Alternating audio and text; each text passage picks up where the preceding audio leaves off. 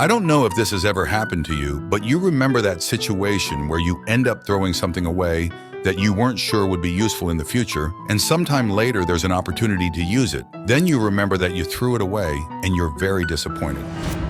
Well, if you've ever experienced that, you know that it applies to this video too, because knowing how to identify diamonds is the kind of information that can change your financial life overnight. But then you might think, what are the chances of me finding a diamond out there? Well, in case you didn't know, the diamond appearing on your screen right now is a yellow diamond found in the wild by a little girl. Since her parents didn't know it was a diamond, the stone was sold for a token amount. Today, that beautiful golden diamond is valued at thousands of dollars, which would likely have paid for the little girl's college education and her parents' retirement. And it's not the only case. An elderly woman once wanted to throw away a box of old costume jewelry, but her neighbor advised her not to, and to take the jewelry to a local auction house to be appraised. Upon analysis, the jewelry was found to contain a 34-carat diamond valued at over 2 million pounds. The elderly woman revealed that she had purchased the diamond at a garage sale many years ago. She decided to sell it at a private auction after discovering its true value.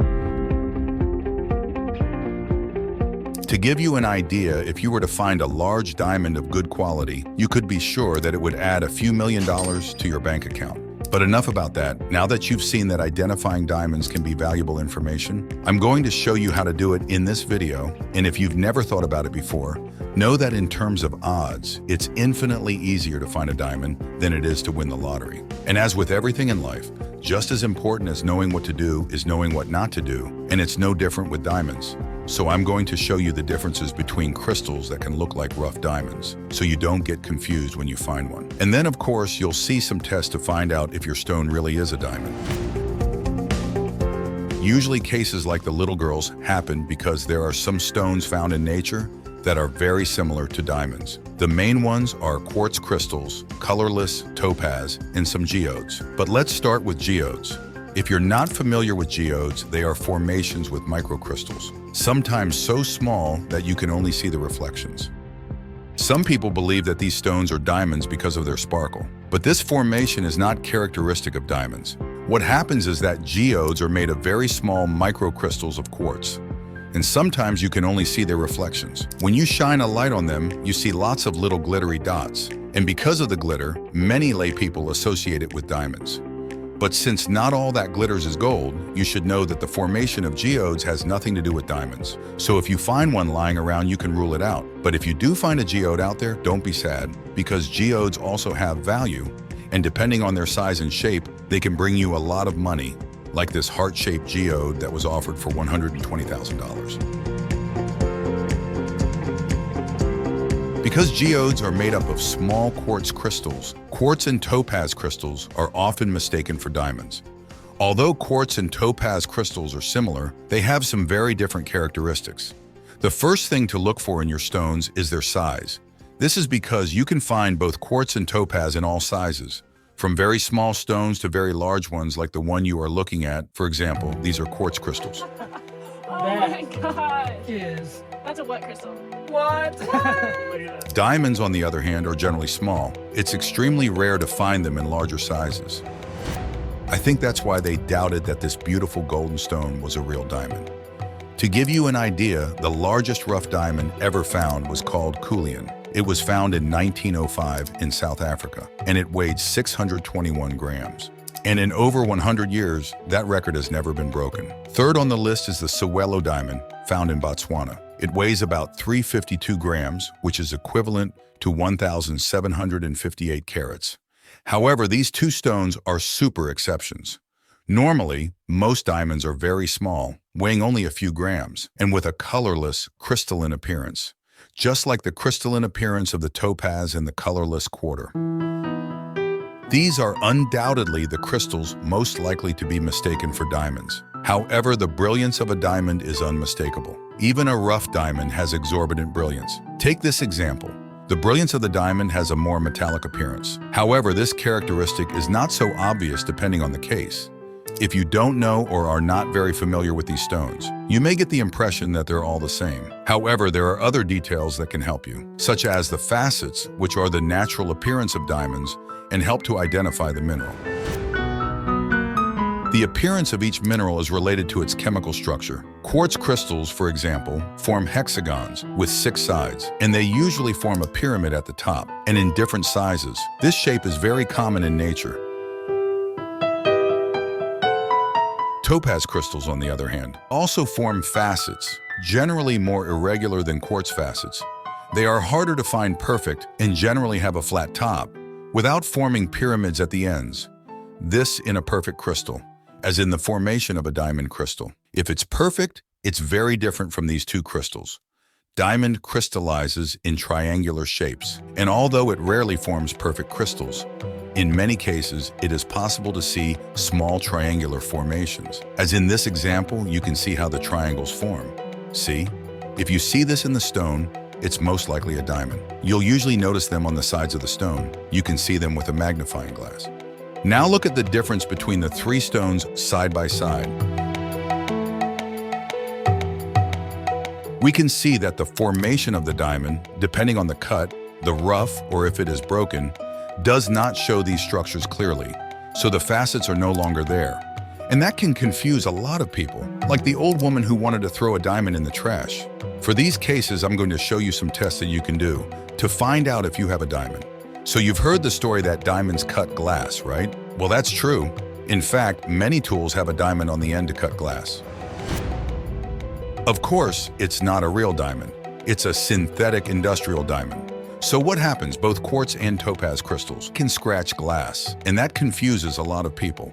Because on the Mohs scale, the hardness of quartz is 7 and the hardness of topaz is 8.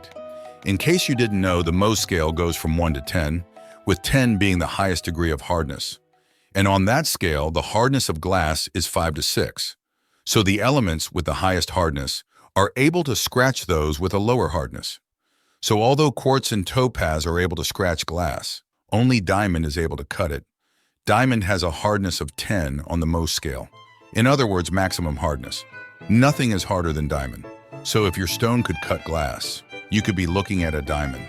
It's worth noting that in addition to diamonds, there is another stone that can cut glass. This is corundum. In short, corundums are rubies and sapphires. The rubies are red in color and the sapphires are the other colors. However, these stones are quite different from diamonds. If the diamond is real, its facets refract the light in different directions instead of just one straight line.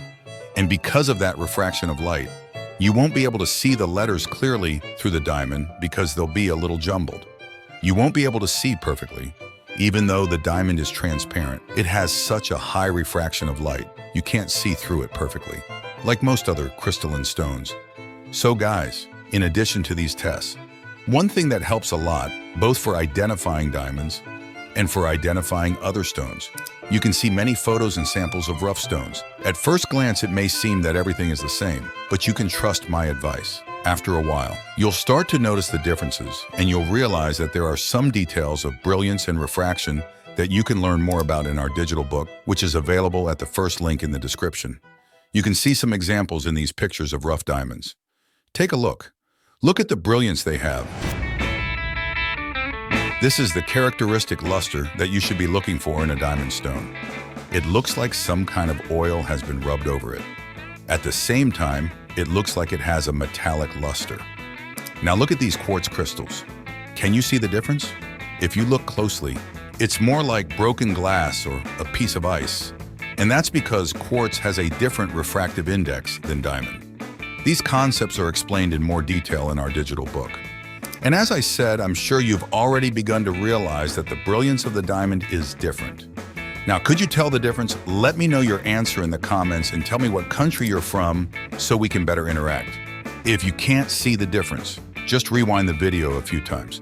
So keep making these comparisons, and I'm sure you'll learn over time. With practice, it will become more and more natural for you to notice. Or you can use the relative density test, which is also taught in our digital book, but despite its name. Relative density. This test is very easy to do. To perform the relative density test, you only need one material. This is a precision balance. You can buy these small scales in any store in your city, especially those that sell items imported from China. These scales are usually cheap and easy to find. So the test is as follows. You weigh the mineral on the scale and write down its weight on a piece of paper.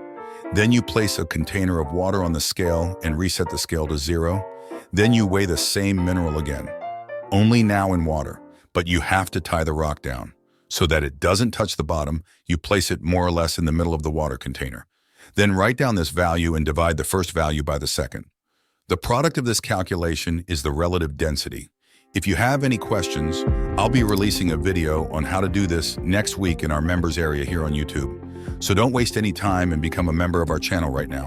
In fact, through the relative density, you can discover the nature of any stone because there is a relative density table that you can find by searching on Google or by purchasing the Gemology Journey that you can download in the description of this video for an affordable price.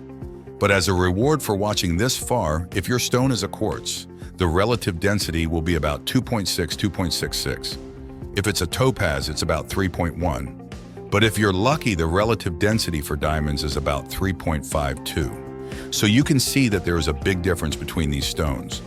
That is why, if you can do the relative density test, you can unravel the mysteries of whether your stone is a real diamond or not. But what do you do now? Well, since you already know how to identify diamonds, watch this video to learn how to find them. Thanks for liking and subscribing. Good luck, gem hunters!